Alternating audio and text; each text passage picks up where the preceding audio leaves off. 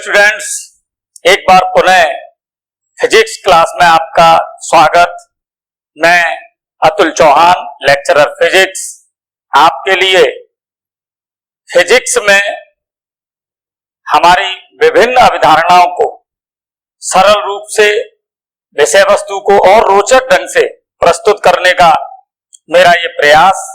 और मैं समझता हूं कि पिछले मॉड्यूल में जो बातें हमने की, जिनमें भौतिक राशियों के मापन की आवश्यकता की बात की, मात्रक पद्धतियों की बात की, मात्रक के चयन के लिए हमें किन किन कारकों की आवश्यकता है, कौन कौन से हमारे ध्यातव्य बिंदु हैं जिन पर हमें ज्यादा फोकस करना पड़ता है मात्रक का चयन करते समय, और मूल भौतिक राशियों के मात्रक जो हमने पिछले मॉड्यूल में देखे। हमारे पास 7 मूल भौतिक राशियां थी और 7 मूल भौतिक राशियों में एक बार पुनः आप रिपीट कर लें, क्योंकि वो 7 मूल भौतिक राशियों के मात्रक अगर हमें पक्के हैं तो निश्चित रूप से उन्हीं मूल भौतिक राशियों से व्युत्पन्न राशियां प्राप्त होंगी, और व्युत्पन्न राशियों के जो मात्रक होंगे वो मूल मात्रकों का गुणा या भाग करके ही हम प्राप्त कर सकते हैं। इसलिए एक बार आप पुनः मूल भौतिक राशि और मूल मात्रक एक बार मैं पुनः आपको रिपीट कर रहा हूं। मूल भौतिक राशियां हमारे पास 7 थी। नंबर 1 लंबाई, नंबर 2 द्रव्यमान, नंबर 3 समय। यांत्रिकी में केवल ये 3 मूल भौतिक राशियां होती हैं। विद्युत्की के लिए हमें चौथी मूल भौतिक राशि की आवश्यकता पड़ी थी और वो थी विद्युत धारा। और विद्युत धारा के अलावा हमारे पास 3 मूल भौतिक राशियां और थी, और वो मूल भौतिक राशियां थी ताप, प्रदीपन तीव्रता और पदार्थ की मात्रा। इस प्रकार से हमारे पास 7 मूल भौतिक राशियां थी, और 7 मूल भौतिक राशियों के जो मात्रक थे जिन्हें हम कह रहे थे मूल मात्रक, वो मूल मात्रक हमारा जो अंतरराष्ट्रीय पद्धति थी, एसआई सिस्टम था, उस एसआई में इस लंबाई के मात्रक को हमने लिखा था मीटर में, द्रव्यमान के मात्रक को हमने लिखा था किलोग्राम में, समय के मात्रक को हमने लिखा था सेकंड में, विद्युत धारा के मात्रक को हमने लिखा था एम्पियर में, ताप के मात्रक को हमने लिखा था केल्विन में, प्रदीपन तीव्रता के मात्रक को हमने लिखा था कैंडेला में, और पदार्थ की मात्रा को हमने लिखा था मोल में। ये रिपीट करने की आवश्यकता केवल इसलिए थी कि आज हम व्युत्पन्न भौतिक राशि और उनके मात्रकों की बात करेंगे, पूरक भौतिक राशि और उनके मात्रकों की बात करेंगे। तो निश्चित रूप से ये जो मात्रक हैं ये व्युत्पन्न भौतिक राशियों के मात्रकों में प्रयुक्त किए जाएंगे। तो हम आज का जो हमारा मॉड्यूल का टॉपिक है पहला, वो है पूरक भौतिक राशि और उनके मात्रक। जैसा कि आपको पता है, पूरक भौतिक राशियां हमारे पास केवल 2 थी। नंबर 1 कोण या तलीय कोण, और नंबर 2 ठोस कोण। क्लियर? तो एक बार हम पूरक भौतिक राशियों को स्टार्ट करते हैं, उनकी परिभाषा निकालते हैं कि पूरक भौतिक राशि के कौन से मात्रक है और उसके परिभाषाएं क्या है। तो सबसे पहले हमारा आज का जो टॉपिक है वो है पूरक भौतिक राशि और उनके मात्रक। क्लियर? तो मैं ये समझ रहा हूं कि हमारे पास जो पूरक भौतिक राशियां हैं वो केवल 2 थी। नंबर 1 कोण, पूरक भौतिक राशियां और उनके मात्रक। जैसा कि आपको पता है पूरक भौतिक राशियां केवल 2 हैं। पहली हमने पूरक भौतिक राशि लिखी थी, वो थी कोण कह दें या तलीय कोण कह दें, और सेकंड नंबर पर जो हमारे पास पूरक भौतिक राशि थी वो है ठोस कोण। अब हमें इनके केवल मात्रक की बात है, तो जो तलीय कोण है उसका मात्रक हम काम में लेते हैं रेडियन, और जो ठोस कोण है उसके मात्रक को हम लेते हैं स्टेरेडियन। अब बात यह है कि एक रेडियन किस तरीके से प्राप्त होगा, कैसे परिभाषा बनाएं, तो हम आज के मॉड्यूल में यह भी देखेंगे कि आप किसी भी सूत्र से परिभाषा को किस प्रकार बना सकते हैं या परिभाषा से सूत्र स्थापित किस प्रकार कर सकते हैं। तो मैं समझता हूं कि जब हम किसी भौतिक राशि की परिभाषा या परिभाषा से सूत्र बनाना समझ जाते हैं तो ये फिजिक्स बहुत ही रुचिकर और बहुत ही आसान आपको लगने लगेगी। तो सबसे पहले एक रेडियन है क्या, चलें एक रेडियन के लिए मैंने ये एक वृत्त लिया है और ये वृत्त का चाप है। ये जो वृत्त है इस वृत्त की त्रिज्या है r। ये जो चाप है इस चाप को मैं किसी भी प्रतीक से व्यक्त कर सकता हूं, तो यहां पर मैं इसे व्यक्त कर रहा हूं ds। क्लियर। और ये हमारे पास कोण है और इस कोण को हम व्यक्त कर रहे हैं d थीटा से। देखें हमारे पास सूत्र है, हमने पिछली कक्षाओं में पढ़ा भी है, कोण बराबर चाप बटे त्रिज्या। क्लियर। तो इसका मतलब कोण d थीटा, चाप ds और त्रिज्या r। अगर मैं ये जो हमारे पास त्रिज्या r है इस r को और ये जो चाप ds है इसे बराबर कर दूं, ds बराबर r, तो आप ये देखें इस समीकरण से आपको प्राप्त हुआ d थीटा बराबर 1। अर्थात एक रेडियन कब होगा, एक रेडियन तब होगा जब वृत्त की त्रिज्या कितनी है, एकांक या 1, उसके बराबर चाप के द्वारा जो कोण केंद्र पर अंतरित होगा। वृत्त की त्रिज्या के बराबर चाप द्वारा केंद्र पर अंतरित कोण एक रेडियन कहलाता है। क्लियर। दोबारा समझे, वृत्त की त्रिज्या के बराबर चाप द्वारा केंद्र पर अंतरित तलीय कोण एक रेडियन कहलाता है। त्रिज्या अगर चाप के बराबर है तो उस चाप के द्वारा जो केंद्र पर कोण बनेगा उसे हम कहेंगे एक रेडियन। बिल्कुल इसी तरीके से आप एक स्टेरेडियन की बात करें जो ठोस कोण का मात्रक है। अब आप ये देखें ठोस कोण, तो निश्चित रूप से ठोस कोण के लिए हमें क्षेत्रफल की बात करनी पड़ेगी।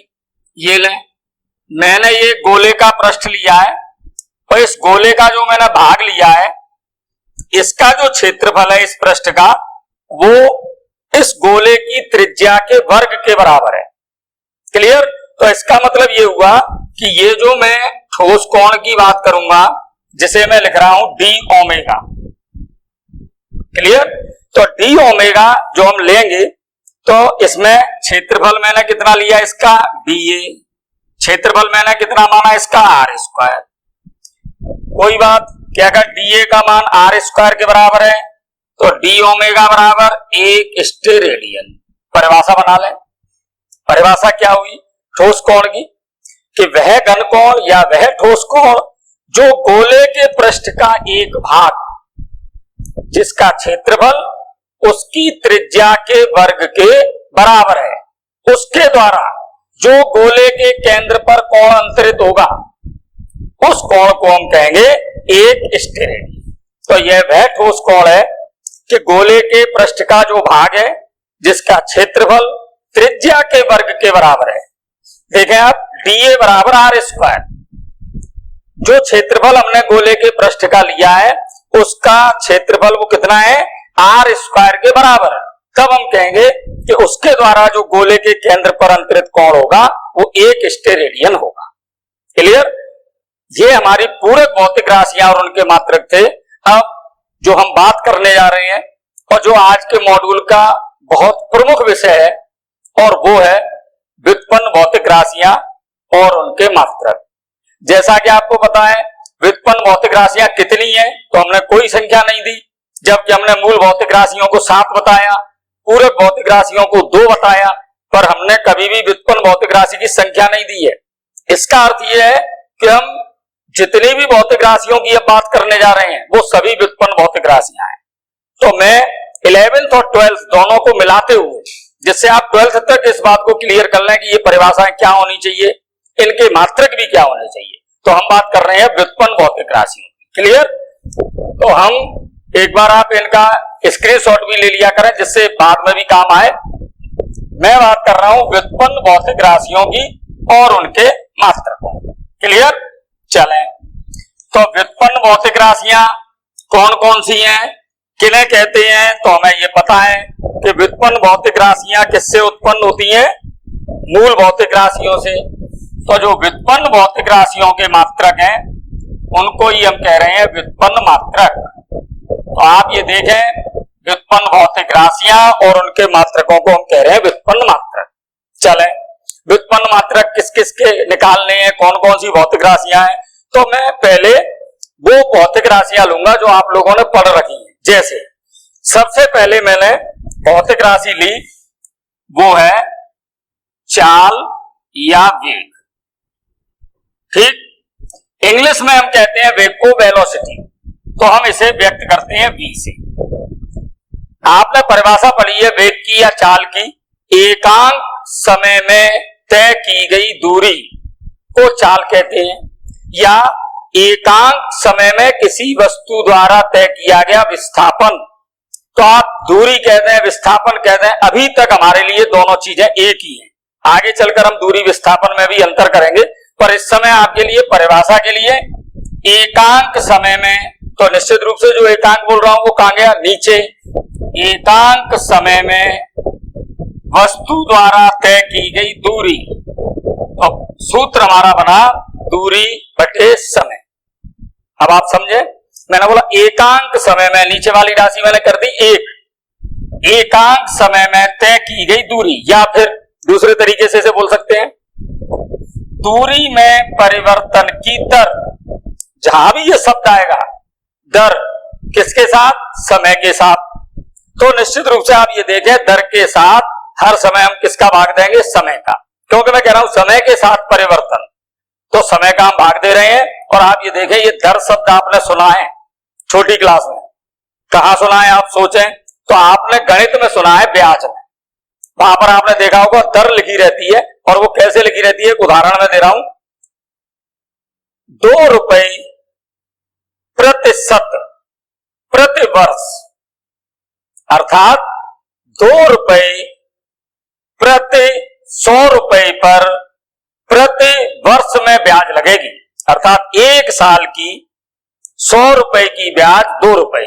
तो देखें आप, उसमें समय दिया प्रति वर्ष, और प्रति वर्ष का मतलब वर्ष का हमें क्या देना था, भाग, या प्रति माह या प्रति दिन, जो भी आपकी ब्याज की दर है उसमें निश्चित रूप से इस तरह से लिखा है। तो आप ये देखें, हम इसे बोल सकते हैं दूरी में परिवर्तन की दर।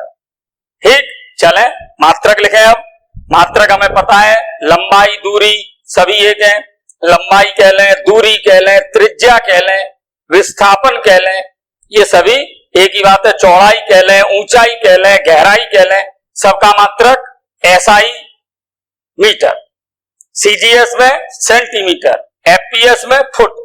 तो आप देखें, अगर मैं SI मात्रक लिख रहा हूं तो SI मात्रक या MKS एक ही बात है, क्योंकि MKS का ही परिवर्तित और संशोधित रूप था SI। ये CGS लिख देता हूं और यहां FPS लिख देता हूं। ठीक है, चलें देखें, दूरी का मात्रक MKS में, M का मतलब मीटर, समय का सेकंड, मीटर प्रति सेकंड। चलें CGS पर आ जाए, दूरी का मात्रक सेंटीमीटर, समय का मात्रक सेकंड, तो सेंटीमीटर पर सेकंड। FPS में आ जाए, दूरी का मात्रक फुट पर सेकंड। ये मात्रक आपके आए किसके, चाल या वेग के। चलें दूसरी भौतिक राशि ले लें। दूसरी भौतिक राशि मैंने ले ली त्वरण। इंग्लिश में हम इसे कहते हैं एक्सीलरेशन। आपने बहुत शब्द सुना है, एक्सीलरेटर, बस में, ट्रक में, मोटरसाइकिल में एक्सीलेटर, और एक्सीलेटर का शुद्ध शब्द एक्सीलरेटर अर्थात त्वरण। आपने परिभाषा पहले पढ़ रखी है, वेग में परिवर्तन की दर को त्वरण कहते हैं। इसका अर्थ फिर उसी की तरह से वेग में परिवर्तन, तो मैंने यहां लिख दिया वेग में परिवर्तन और दर फिर मैंने बोला है, इसका अर्थ आप समझ गए कि हमें किसका भाग देना है, समय का भाग देना है। समय में परिवर्तन, यहां परिवर्तन से ज्यादा आशय नहीं है क्योंकि हम मात्रक निकाल रहे हैं तो समय से ही काम चलेगा। ठीक है, चलें। वेग का मात्रक आपके पास लिखा हुआ है मीटर पर सेकंड। चलें, नीचे समय और लिखा हुआ है तो नीचे ही समय और लिखूंगा तो सेकंड का स्क्वायर, क्योंकि नीचे हमें सेकंड का गुणा करना था। ये एमकेएस या एसआई सीजीएस में आ जाए, मीटर के स्थान पर सेंटीमीटर, सेकंड के स्थान पर सेकंड। एफपीएस में आ जाए फुट और सेकंड के स्थान पर सेकंड। ये हमारे पास मात्रक हो गए कौन सी पद्धति में, एसआई या एमकेएस, सीजीएस और एफपीएस। चलें तीसरे नंबर पर आए। तीसरे नंबर पर मैंने भौतिक राशि ली है बल। चलें, इंग्लिश में कहते हैं फोर्स। परिभाषा बहुत छोटी क्लासों में कहते हैं धक्का देना या खींचना बल है, पर नहीं। जब हम वैज्ञानिक परिभाषा देते हैं तो मैं एक सूत्र लिख रहा हूं, आप परिभाषा उससे बनाएं। जैसे मैंने लिखा बल बराबर, आपने पढ़ा है द्रव्यमान गुणा त्वरण। अब आप इससे परिभाषा भी बोल सकते हैं, किसी वस्तु के द्रव्यमान और उसमें उत्पन्न त्वरण के गुणनफल को बल कहते हैं। जो लिखा है उसको बोलना है, किसी वस्तु के द्रव्यमान और उसमें उत्पन्न त्वरण के गुणनफल को बल कहते हैं। ठीक, चले मात्रक निकालें। मात्रक बोले, द्रव्यमान का मात्रक आपके पास एसआई या एमकेएस में किलोग्राम, त्वरण का मात्रक ऊपर लिखा हुआ है, लिख देता हूं मीटर पर सेकंड स्क्वायर। तो ये मात्रक आपका हो गया किलोग्राम मीटर पर सेकंड स्क्वायर। चले सीजीएस में बदले, किलोग्राम के स्थान पर जी का मतलब ग्राम, मीटर के स्थान पर सेंटीमीटर और सेकंड के स्थान पर सेकंड। चले पीएस में आ जाए, किलोग्राम या ग्राम के स्थान पर पाउंड, मीटर या सेंटीमीटर के स्थान पर फुट पर सेकंड स्क्वायर। अब आप देखें, ये जो मात्रक मैंने लिखा है ये थोड़ा बड़ा है बोलने में, किलोग्राम मीटर पर सेकंड स्क्वायर। तो ये व्युत्पन्न मात्रक को हमने एक नाम दे दिया और इसका नाम हमने रख दिया न्यूटन। इसी प्रकार से सीजीएस में हमने इसका भी नाम रख दिया और ये नाम रख दिया हमने टाइम। और एफपीएस पद्धति में हमने इसका नाम रख दिया पाउंडल। अब आप या तो बोले किलोग्राम मीटर पर सेकंड स्क्वायर या केवल कह दें न्यूटन, पर्याप्त है। इसी प्रकार से सीजीएस में डाइन और एफपीएस में पाउंडल।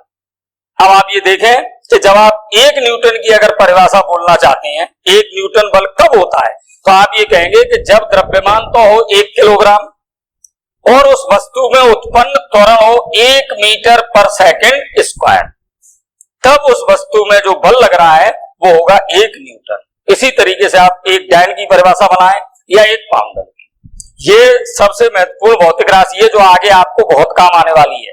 तो मैं आपसे ये कहूंगा, आपको ये तीनों नाम याद होने चाहिए। बल के एमकेएस पद्धति में बल का मात्रक न्यूटन, सीजीएस में डाइन, एफपीएस में पाउंडल।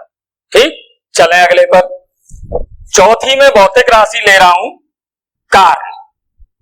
इंग्लिश में आप कहेंगे वर्क, या इसी के साथ में दूसरी ले सकता हूं ऊर्जा।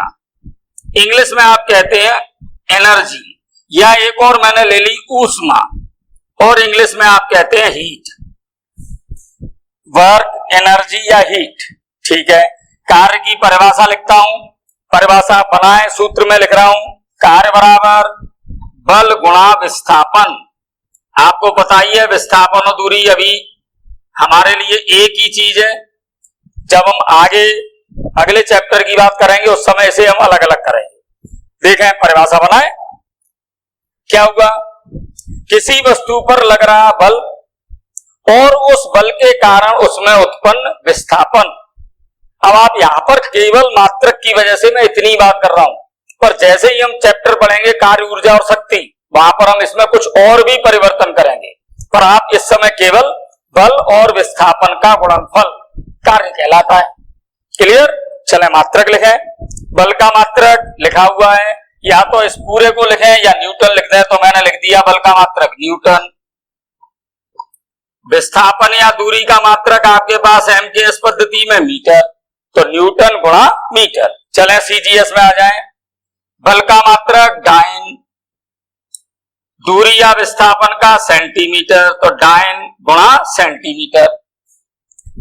एफपीएस में आ जाए। बल का मात्रक पाउंडल और विस्थापन का मात्रक फुट।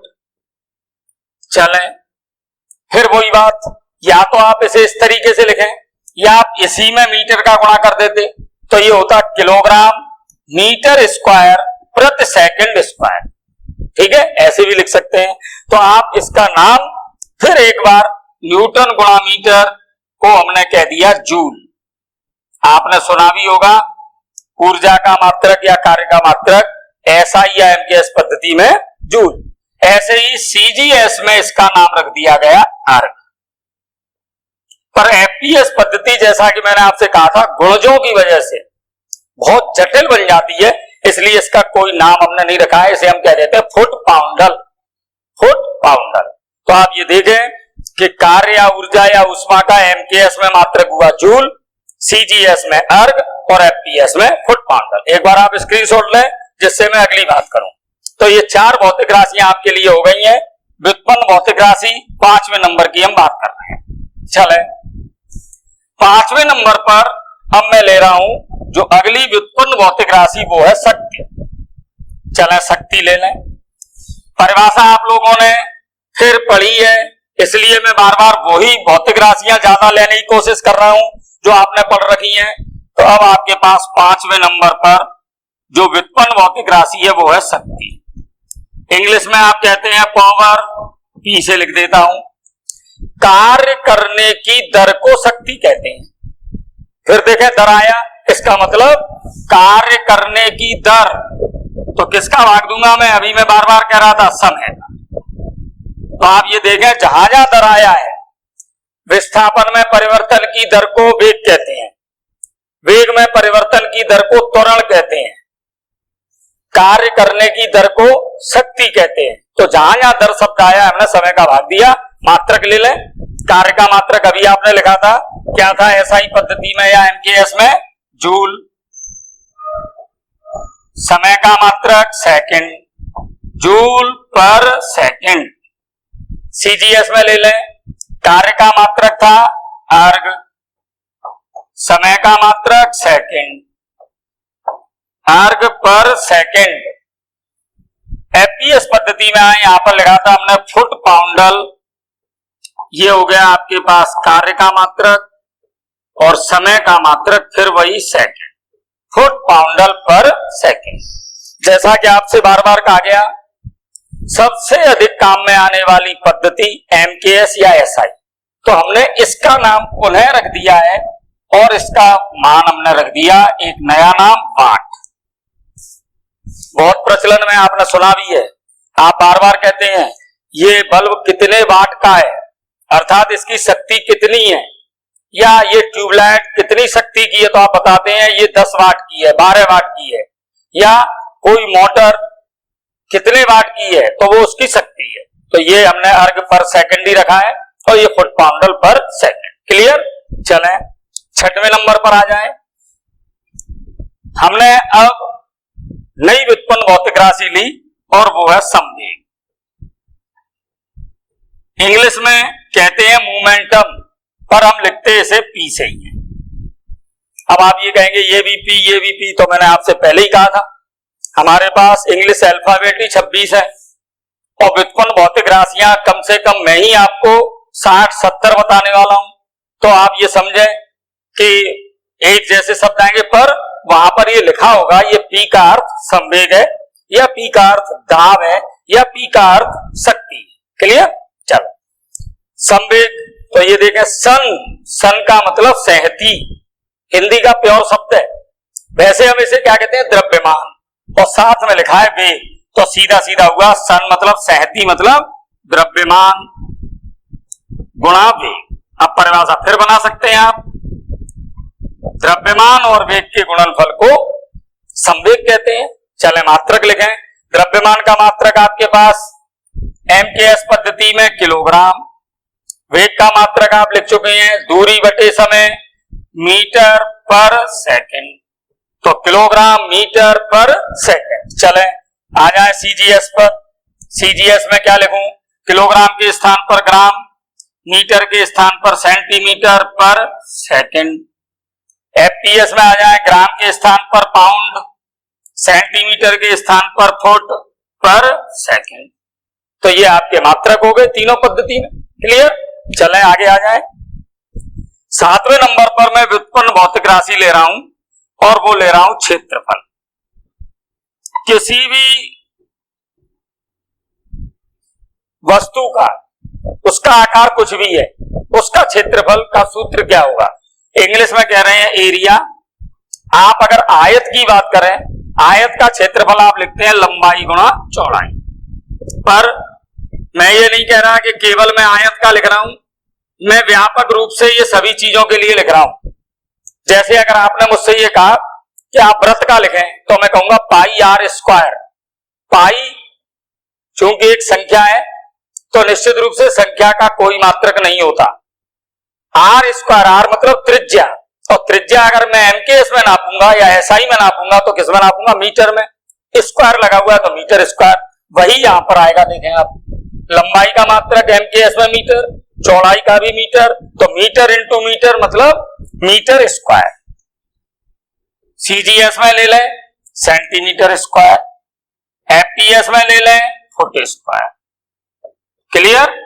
तो ये आपके पास मात्रक किसका आया? क्षेत्रफल का। चलें अगली ले लें।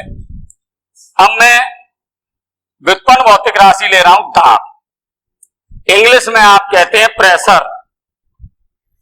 मैं परिभाषा आपको पता है तो उससे सूत्र लिखूंगा। आपने ये कहा दाब के लिए एकांक क्षेत्रफल पर लगने वाले बल को दाब कहते हैं। एकांक क्षेत्रफल पर, तो क्षेत्रफल कहां गया? नीचे बटे में गया, तो निश्चित रूप से एकांक क्षेत्रफल पर, तो आपने कहा कि क्षेत्रफल तो नीचे, लगने वाले बल को तो बल ऊपर, तो बल अपॉन क्षेत्रफल। मात्रक लिखे, बल का मात्रक अभी आपने लिखा था MKS पद्धति में क्या था? न्यूटन। क्लियर? चलें क्षेत्रफल का ऊपर लिखा हुआ है मीटर स्क्वायर। ऐसे ही CGS में आ जाए, बल का मात्रक क्या था? डाइन, क्षेत्रफल का सेंटीमीटर स्क्वायर। FPS में आ जाए, FPS में बल का मात्रक पाउंडल पर फुट स्क्वायर। देखें न्यूटन पर मीटर स्क्वायर को हमने एक नया नाम रख दिया पास्कल। या तो आप न्यूटन पर मीटर स्क्वायर बोले या आप इसे पास्कल कहें। CGS में हमने यही रखा है डाइन पर सेंटीमीटर स्क्वायर और FPS में भी पाउंडल पर फुट स्क्वायर। तो ये आपके पास किसका मात्रक आया? क्षेत्रफल का। चलें आगे। ये दाब का हो गया पास्कल, डाइन पर सेंटीमीटर स्क्वायर, पाउंडल प्रति फुट स्क्वायर, और क्षेत्रफल का हमने यहां पर प्रयोग कर दिया। चलें आगे। अगली भौतिक राशि हम ले रहे हैं आयतन। इंग्लिश में हम कहेंगे वॉल्यूम। फिर वही बात है जो क्षेत्रफल की मैंने कही थी। अगर मैं घनाभ का आयतन लिखूं तो सूत्र होता है लंबाई गुणा चौड़ाई गुणा ऊंचाई। पर अगर मैं ये कहूं कि नहीं, मैं घनाभ का नहीं लिखना चाहता, मैं तो घन का लिखना चाहता हूं, तो आप कहेंगे भुजा की पावर 3, भुजा की घात 3। देखें बात एक ही हुई। भुजा किस में नपेगी? MKS में, मीटर में। घात 3 है तो मीटर क्यूब। यहां भी आप देखें लंबाई को आप मीटर में नापेंगे MKS में, चौड़ाई भी और ऊंचाई भी, तो यहां भी मीटर गुणा मीटर गुणा मीटर अर्थात मीटर क्यूब। CGS में सेंटीमीटर क्यूब, FPS में फुट क्यूब। या आप ये कहेंगे चले घनघनाभ की आप क्यों कह रहे हैं, चले बेलन की ले लें। बेलन का आप आयतन देखें पाई आर स्क्वायर एच। पाई संख्या है, कोई मात्रक नहीं। आर स्क्वायर त्रिज्या मीटर में नापी जाएगी SI में, मीटर स्क्वायर, और एच ऊंचाई वो भी मीटर में, तो metre square into metre, metre cube. तो इसका मतलब यह है कि मात्रक तीनों पद्धतियों में आप चाहे किसी का भी लिखें, चाहे वो आप बेलन का आयतन लिख रहे हैं, शंकु का आयतन लिख रहे हैं या घन घनाभ किसी का भी लिख रहे हैं, तो वो सूत्र का मात्रक आप इसी तरह लिखेंगे, metre cube, centimetre cube, foot cube. चले इसका भी फोटो ले, स्क्रीनशॉट ले लिया करें। अगला ले रहा हूं मैं, चले नंबर 9 पर आ जाएं। नंबर 9 हमने आयतन का निकाल लिया। अगली मैं व्युत्पन्न भौतिक राशि ले रहा हूं, घनत्व। इंग्लिश में हम कहते हैं डेंसिटी। चले घनत्व का ले लें। पहले तो परिभाषा में बोलता हूं, सूत्र आप बनाएं, या सूत्र आप बोले परिभाषा में बनाऊं, जैसा भी है। चले 10 नंबर पर हम ले रहे हैं घनत्व। इंग्लिश में आप कह रहे हैं डेंसिटी, डी से लिख देते हैं, कहीं कहीं हम इसे रो से भी व्यक्त कर देते हैं। ठीक है, मैं सूत्र लिख रहा हूं, परिभाषा बनाएं। द्रव्यमान अपॉन आयतन। चलें परिभाषा बनाएं। मैंने कहा था जो नीचे लिखा है उसे एकांक बोले। एकांक आयतन के द्रव्यमान को घनत्व कहते हैं। क्लियर? एकांक आयतन के द्रव्यमान को घनत्व कहते हैं। चले मात्रक पे आ जाए। द्रव्यमान का मात्रक MKS में किलोग्राम, आयतन का अभी आपने लिखा था मीटर क्यूब। CGS में आ जाए, द्रव्यमान का मात्रक ग्राम पर सेंटीमीटर क्यूब। FPS में आ जाए, पाउंड पर फुट क्यूब। तो इस तरीके से आप किसी भी भौतिक राशि के मात्रक बना सकते हैं, निकाल सकते हैं। चलें आगे चलें। नंबर 11, अगली भौतिक राशि जो व्युत्पन्न में ले रहा हूं वो है आवेग। आवेग को हम अधिकांश जगह J से या I से भी व्यक्त करते हैं। ठीक है, परिभाषा बनाना। मैं लिख रहा हूं सूत्र, आवेग बराबर बल गुणा समय। ठीक है, परिभाषा बनाए। किसी वस्तु पर लगने वाला बल और उस बल को लगने वाला समय। ठीक है, तो हम उसे क्या कह रहे हैं? आवेग। तो बल और समय के गुणनफल को। चले मात्रक निकालें। MKS पद्धति में निकालें बल का मात्रक न्यूटन इनटू समय का मात्रक। तीनों पद्धतियों में एक ही है और वो क्या है? सेकंड। तो न्यूटन इनटू सेकंड। CGS में बल का मात्रक टाइम इनटू सेकंड। FPS में पाउंडल इनटू सेकंड। ये आपके मात्रक हो गए आवेग के तीनों पद्धतियों। चलें अगली ले लें। अगली हम ले रहे हैं 3 भौतिक राशियां मैं एक साथ ले रहा हूं। चलें 2 लेता हूं पहले एक साथ। नंबर 1 आवर्तकाल और नंबर 2 आवृत्ति। 11th में आगे वाले चैप्टरों में आप ये पढ़ेंगे। एक और है उसे मैं बाद में लूंगा। आवर्तकाल को इंग्लिश में कहते हैं पीरियोडिक टाइम, T से लिख रहा हूं, कैपिटल T। आवृत्ति इंग्लिश में कहते हैं फ्रीक्वेंसी, F से लिख देता हूं। चलें पहले तो आप इसे समझें, आवर्तकाल आवृत्ति है क्या।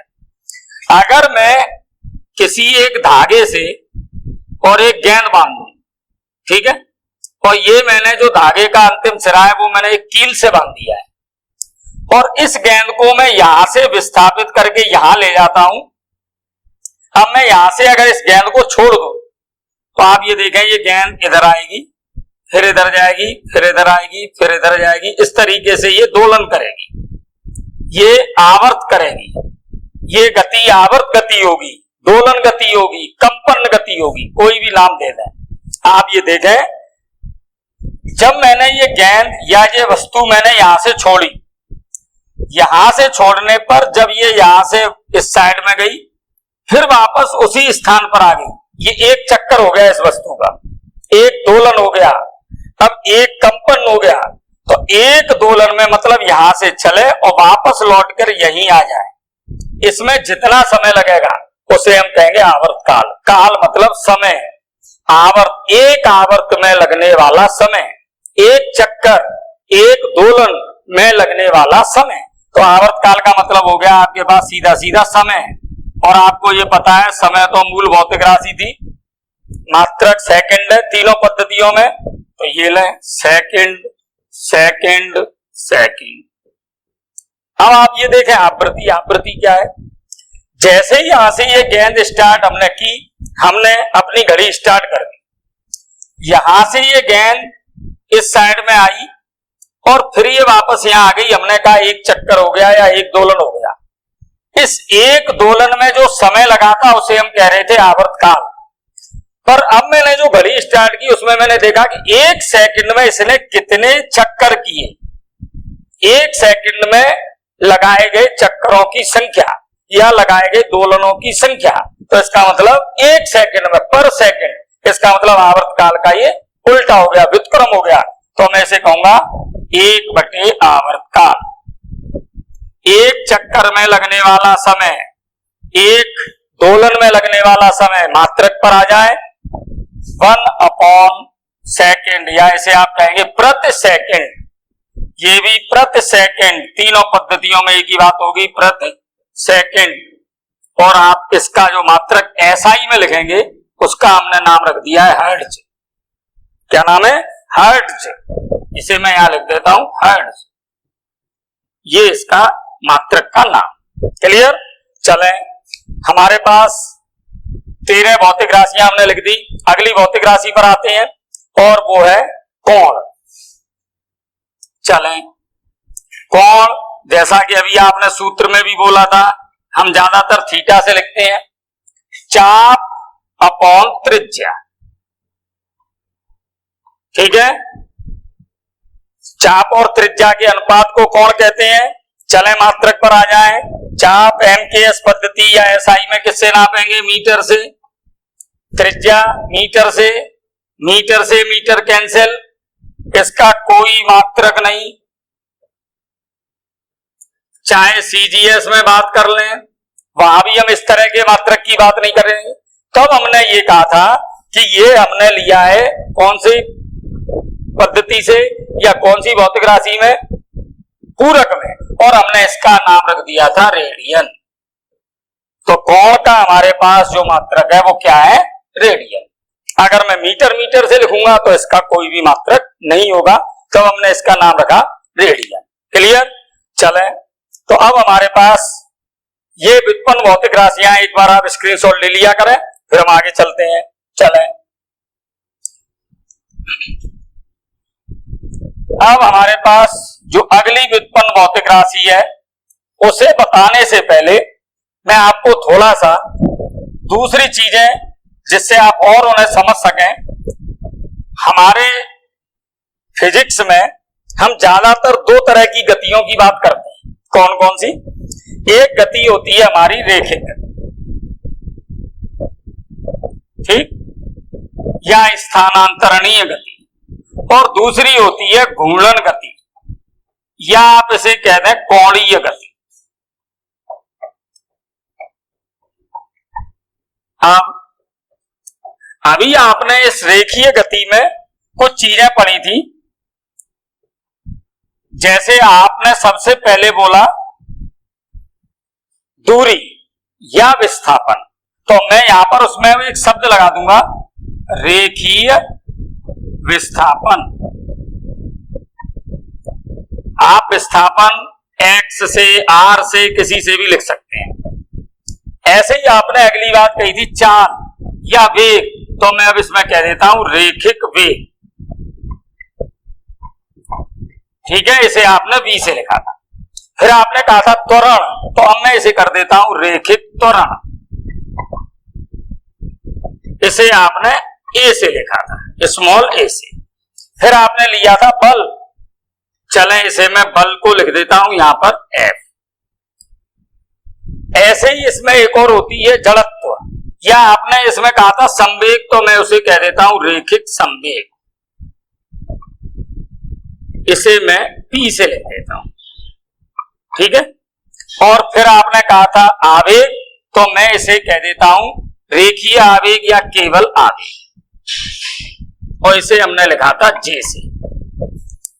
ये जो मैंने 6 भौतिक राशियां ली हैं, ये रेखिक गति में है, और अब मैं ये चाहता हूं कि इसे हम किस में बदले? कोणीय गति में। चले, कोणीय गति में जैसे ही यहां पर हमने कहा रेखीय या रेखिक, तो आप इसमें क्या कहेंगे, रेखिक की जगह कोणीय। तो ये हो गया आपका कोणीय विस्थापन, और इसे आप कोण कह रहे थे या कोणीय विस्थापन, तो ये हो गया आपका थीटा। क्लियर। सेकंड नंबर पर आपका रेखिक वेग, तो यहां पर मैं क्या कहूंगा, कोणीय वेग। ऐसे ही थर्ड नंबर पर क्या लिखा हुआ है, कोणीय वेग, इसे मैं यहां व्यक्त करूंगा ओमेगा। ये नया प्रतीक है आप लोगों के लिए, ओमेगा। यहां रेखिक त्वरण, तो यहां मैं कहूंगा कोणीय त्वरण, इसे मैं व्यक्त कर रहा हूं एल्फा से। यहां देखें बल, तो इसे मैं कहूंगा कोणीय बल, या इसका दूसरा नाम बल आघूर्ण। कोणीय बल कहते हैं, बल आघूर्ण कहते हैं, एक ही बात है। इंग्लिश में कहते हैं इसे टॉर्क, टॉर्क से व्यक्त कर देते हैं। रेखिक संवेग, तो यहां पर मैं कहूंगा कोणीय संवेग या संवेग आघूर्ण, एक ही बात है। तो देखें सब में मैंने कोणीय कोणीय लगा दिया या आघूर्ण शब्द लिख दिया। कोणीय संवेग, तो इसे भी हम ज्यादातर वैसे जैसे भी लिख देते हैं, आई से लिख देते हैं। ठीक है। आवेग, तो यहां पर मैं कहूंगा कोणीय आवेग या आवेग आघूर्ण, कोणीय आवेग। तो ये मैंने तुलना की है, चूंकि हम बात किसकी कर रहे हैं, हम बात कर रहे हैं मात्रकों की। तो चले मात्रकों पर आ जाएं। मात्रक पर आए, तो अब मुझे ये मात्रक सभी लिखने हैं। पहले आप इनके मात्रक एक बार, मैं बहुत जल्दी जल्दी क्योंकि आप पढ़ चुके हैं, बताएं। रेखिक विस्थापन मात्रक बोले SI या MKS पद्धति में मीटर, वेग मीटर पर सेकंड, त्वरण मीटर पर सेकंड स्क्वायर, बल किलोग्राम मीटर पर सेकंड स्क्वायर, संवेग किलोग्राम मीटर पर सेकंड, आवेग किलोग्राम मीटर। देखें बल इंटू समय, तो बल का मात्रक आपके पास ये लिखा हुआ है, समय का गुणा करना है, किलोग्राम मीटर पर सेकंड। क्यों, देखें जब आपने ये बल लिखा और बल में मुझे गुणा करना है समय का, तो समय के लिए आपने सेकंड का गुणा किया तो एक सेकंड कैंसिल। तो ये आपने कुछ यहां पर मात्रक लिखे हैं, यहां पर आपने कहा संवेग द्रव्यमान गुणा वेग। ठीक है। चलें अब मुझे ये बताएं, आवेग का जो हमने मात्रक लिखा है और कोई दूसरे मात्रक लिखे हैं, क्या ये एक जैसे हैं, पहले तो आप ये क्लियर करें।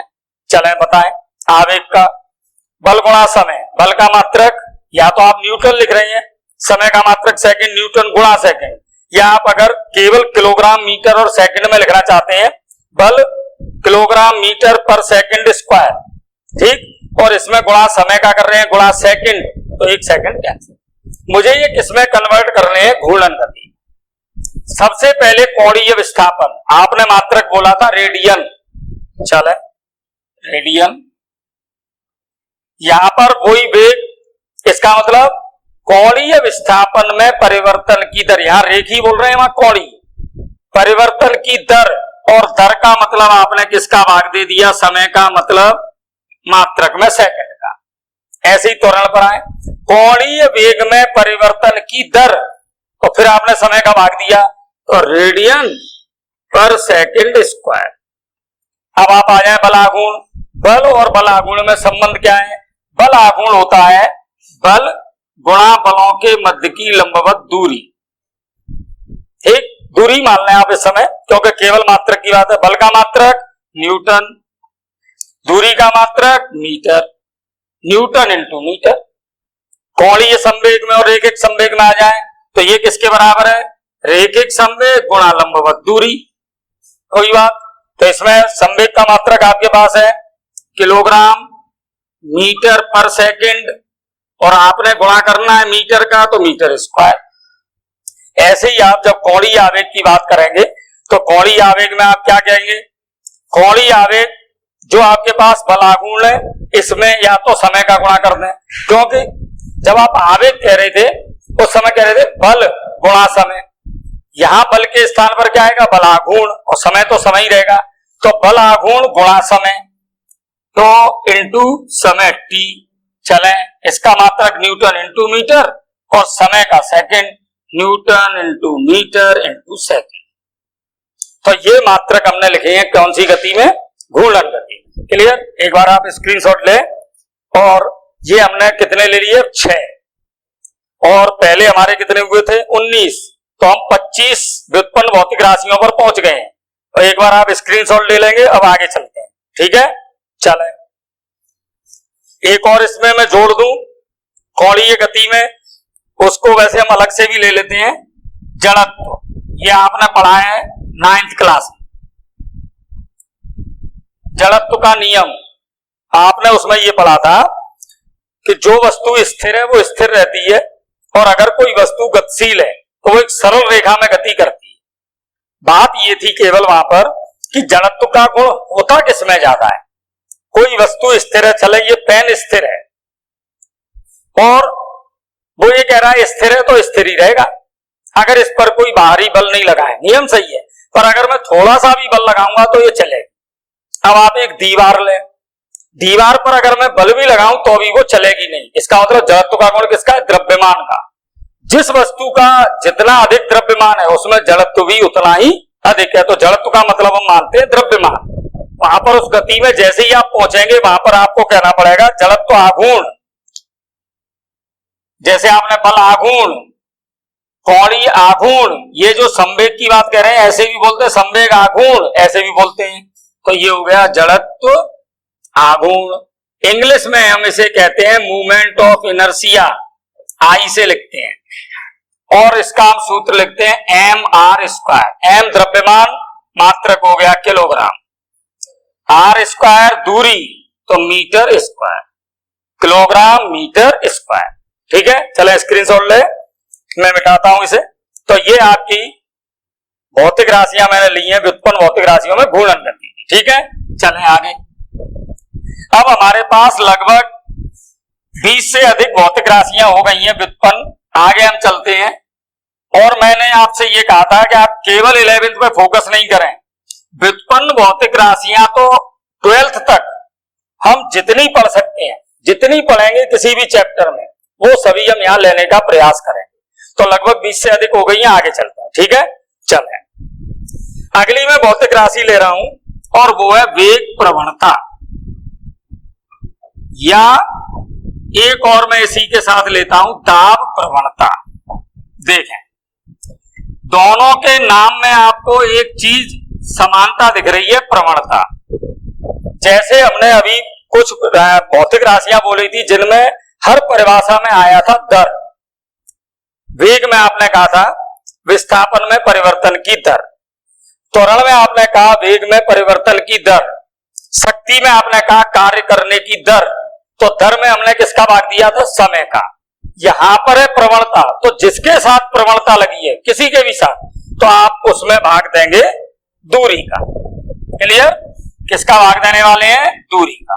बस, वेग प्रवणता वेग अपॉन दूरी, दाब प्रवणता दाब अपॉन दूरी। इसका अर्थ ये हो गया कि प्रवणता जहां भी शब्द आ जाएगा आप दूरी का दे देंगे भाग। मात्रक निकाल लें। वेग का मात्रक एमकेएस, चले हम इनको हटा देते हैं, ज्यादा बार बार इन पद्धतियों की वैसे भी आवश्यकता नहीं है, एमकेएस या एसआई। वेग का मात्रक बोले मीटर पर सेकंड, दूरी का मात्रक मीटर। क्लियर?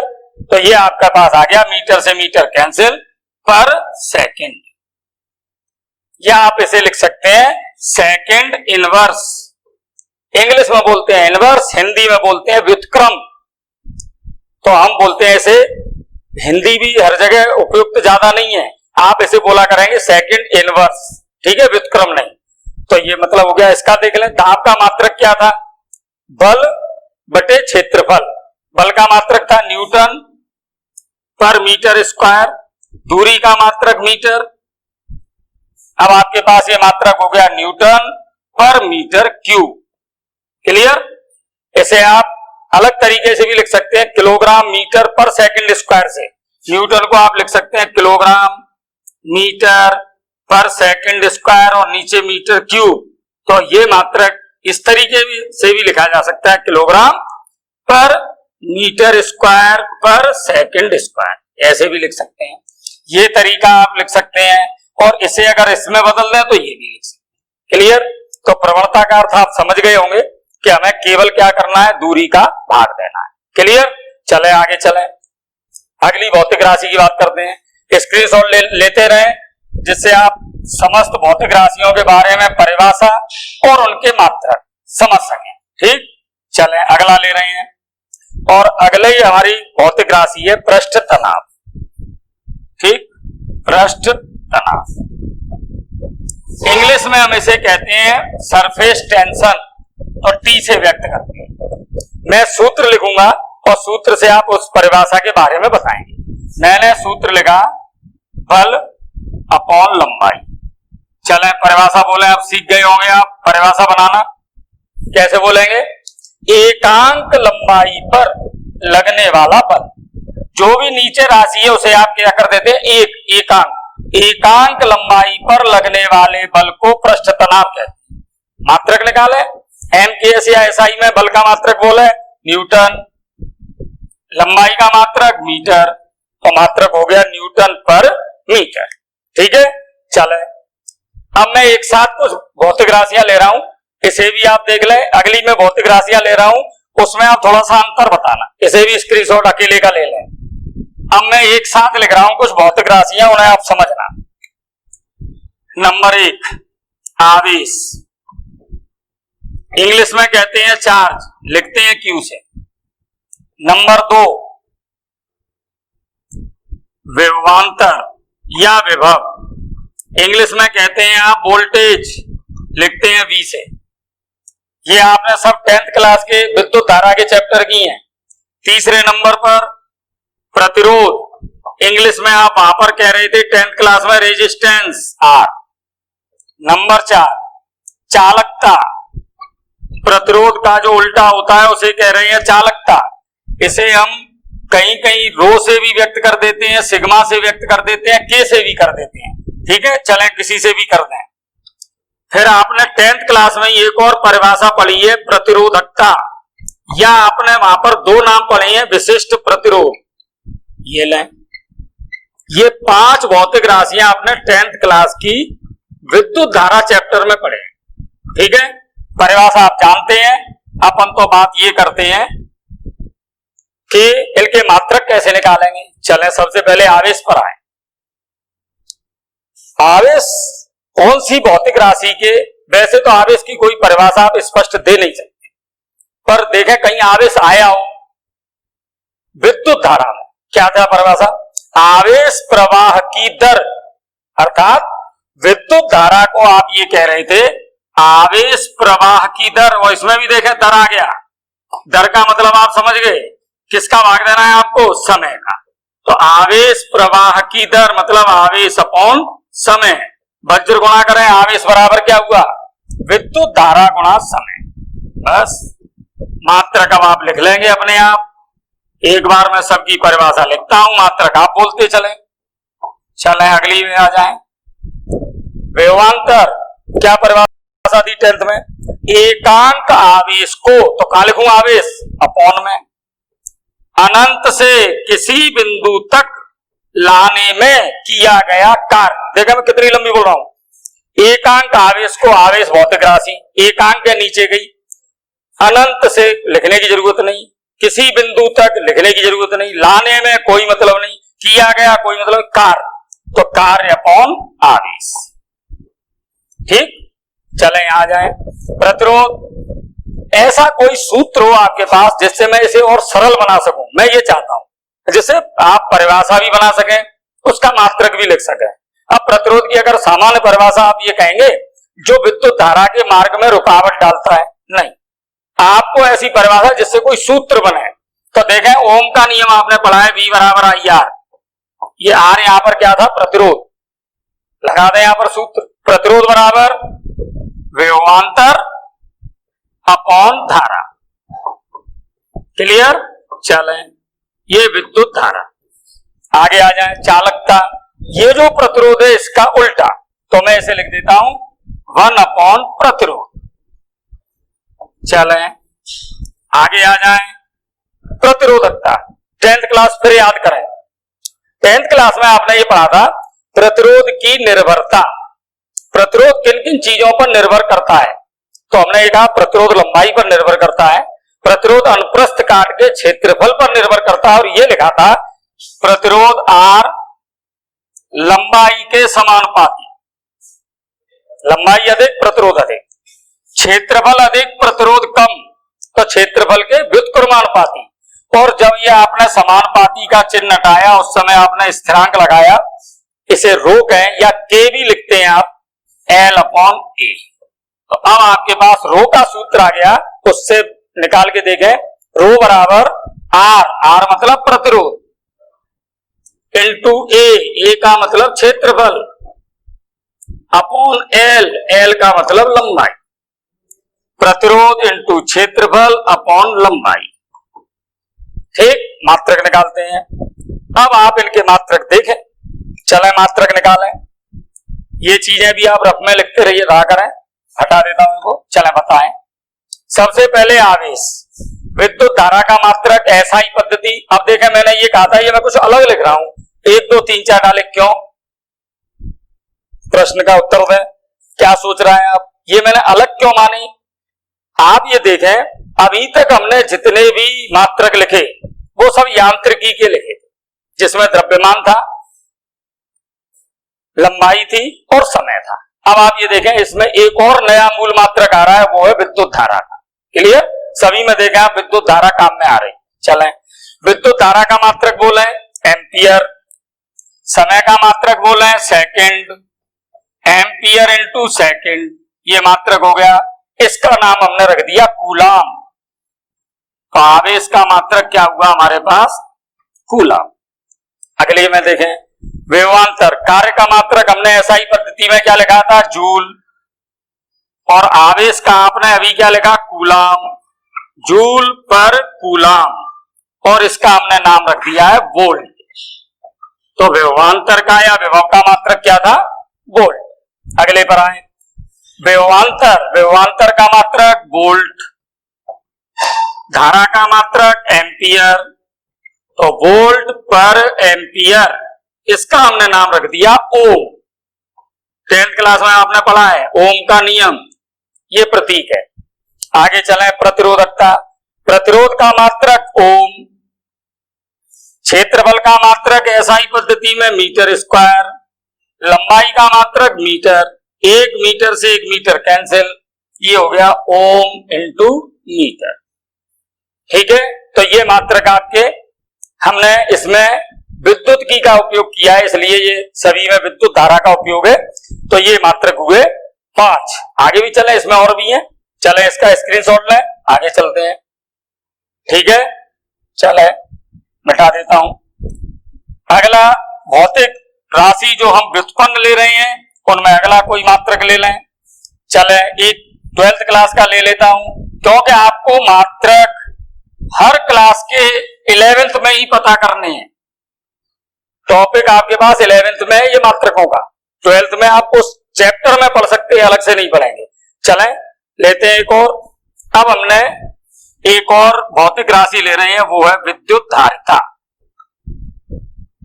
इंग्लिश में कहते हैं कैपेसिटेंस, इसे हम लिखते हैं सी से। ठीक, सी का कैसे निकालें? और धारा घनत्व,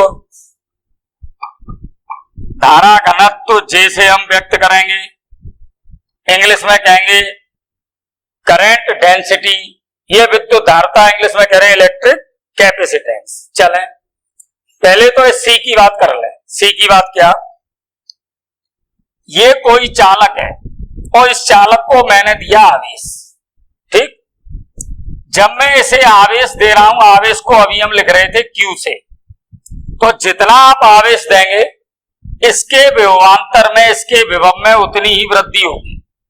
अगर आवेश ज्यादा है तो विभव भी ज्यादा है, आवेश कम है तो विभव भी कम है। आप इतना आप समझ गए हैं कब हमें समानुपाती का चिन्ह प्रयुक्त करना है, कब व्युत्क्रमानुपाती।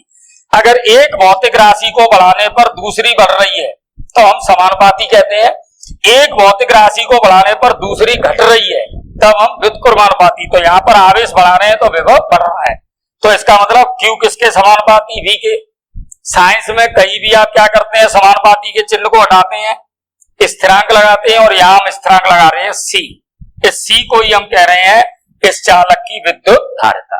ठीक, चले मात्रक निकालना है। C बराबर Q अपॉन V। Q क्या है? आवेश। V क्या है? विभवांतर। मात्रक आपको पता है, अभी आपने लिखे थे। बताएं आवेश का मात्रक। कूलम। बिल्कुल ठीक। विभवांतर का मात्रक वोल्ट। बिल्कुल ठीक। Coulomb per volt. और इसका हमने नया नाम रख दिया फेरेड। क्या मात्रक है? फेरेड। तो ये मात्रक किसका हुआ? विद्युत धारिता। धारा घनत्व पर आ जाए। परिभाषा आप बनाना, मैं सूत्र लिख रहा हूं। धारा अपॉन क्षेत्रफल। परिभाषा बनाए। अब आप परिभाषा बनाना सीख गए हैं। परिभाषा आपको बनानी है। क्या कहेंगे? नीचे क्या राशि लिखी है? क्षेत्रफल। ऊपर धारा। एकांक क्षेत्रफल से प्रवाहित विद्युत धारा। एकांक क्षेत्रफल से प्रवाहित विद्युत धारा को धारा घनत्व कहते हैं। चले लिखे मात्रक। धारा का मात्रक एम्पियर, क्षेत्रफल का मात्रक मीटर स्क्वायर।